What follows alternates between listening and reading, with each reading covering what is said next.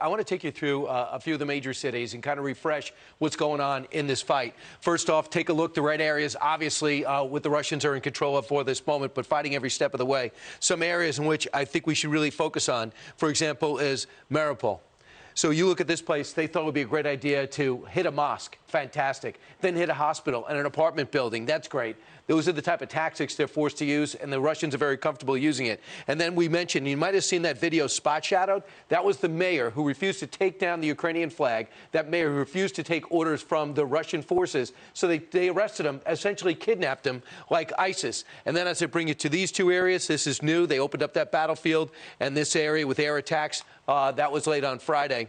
And these are the areas I think most people are focused on. This is the one major city, Kherson, which went into Russian hands. And guess what? Every single day, the Ukrainians are protesting. Now, if the Russians think they're going to hold this country, even if it's for a minute and can say it's ours, you're not going to have 1 minute's rest because you got 40 million people who hate your very existence because you're trying to destroy theirs.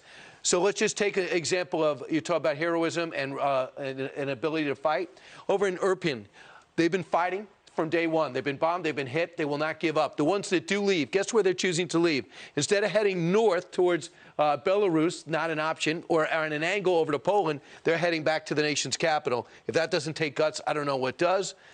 And finally, in the south. This is the area I fear that the Russians are going to say, okay, we got it, we're going to hold it, but they're having so much trouble here they can't move on. They basically flattened this town, but they're still fighting, and because they're still fighting here, they can't take Odessa, which has always been Putin's goal, if you look and get any of his speeches interpreted. Here to break down where we're at right now and the greatest concern are two of the best in the business. They used to do war fighting for a living, and now they wear a suit and still fighting for those fighting wars. They're on the House Armed Services Committee, former Marine Congressman Mike Gallagher and Congressman Michael Waltz, former Green Beret commander. First off, Congressman Gallagher, to you. As you look at this map in the South, do you fear like I do that when Putin's done, he's taken such a beating, he'll just say, I'll take this and stop for now? Well, I think even if Putin were to sue for peace today, obviously the Donbass, he's not giving that back up to Ukraine. He could consolidate his gains in the South, have effective control of the Black Sea. And Brian, people forget we abandoned the Black Sea at the beginning of this crisis. So even if he fails to take over all of the country, he could effectively have control over the South, the East, basically half of the country, and that would be a disaster for Ukraine. You know, the Ukrainians are bravely fighting. They're putting up an inspiring resistance. We're finally getting lethal assistance into Ukraine that Waltz and many others have been screaming about for over 2 years now. But to Putin, human life is cheap. We've seen that in Chechnya, Syria, his own people's and the targeted human life assassinations undertaken. He's going to keep going. Right. Congressman Waltz. Now, 90 tons of water, of food, and reinforcements is coming, and supplies are coming into Mariupol. But it's got to come from Poland, and they got to go across this war-torn country. What's your greatest concern? You know, my concern right now is that those supply lines are going to start getting hit by the Russian Air Force. Putin has hinted that pretty darn strongly. He said all of those supplies are fair game, whether they came from NATO or not. We saw airstrikes on some key bases in the West and missile strikes on some key bases in the West. But, Brian, you know, it would be nice if they had additional MiGs, if they had additional Air Force power, the Ukrainians did, to protect the West, to protect those bases, and to protect the supply lines. Those MiGs should be provided tomorrow. The Ukrainians are capable and able to fly them. And Biden has to get out of this notion that this type of weapon system is escalatory, but this type of weapon system is not. He's drawn the line on U.S. boots. Right. But we need to give the Ukrainians everything they need. And the other thing they need to provide are air defense missile systems, old Soviet legacy systems the Ukrainians can use tomorrow. It's called an S-300. Poland can provide them. Slovakia can provide them. Bulgaria can provide them. That's what they need to protect those supply convoys that's keeping the resistance alive. Congressman Gallagher, I was heartened to see that in Congress, you guys double the amount of money the White House requested, and then Schumer sent, actually, the minority leader, Mitch McConnell, put it forward, and Schumer said, all right, we'll double it, we'll put that in. Do you think on some level the American people watching right now can feel heartened that you guys are on the same page? And do they realize how important it is when you talk, when the cameras are away, for us to make sure Putin's not successful here? I think on the Armed Services Committee, there is a lot of bipartisan support for providing the Ukrainians the lethal assistance they need in order to defend themselves. Obviously, hindsight's 2020. We should have been doing this over the last year. The Biden administration delayed for over a year. Right. That was a mistake. It's a disaster. But right now, I see that shared bipartisan spirit. However, the biggest divide, as I see it, is that when it comes to things like energy policy, the Democrats are in just a completely different place than we are. Granted, we all join hands to sanction Russia, but until we unleash the true power of American energy, and the Democrats are effectively sanctioning domestic production in America. I know.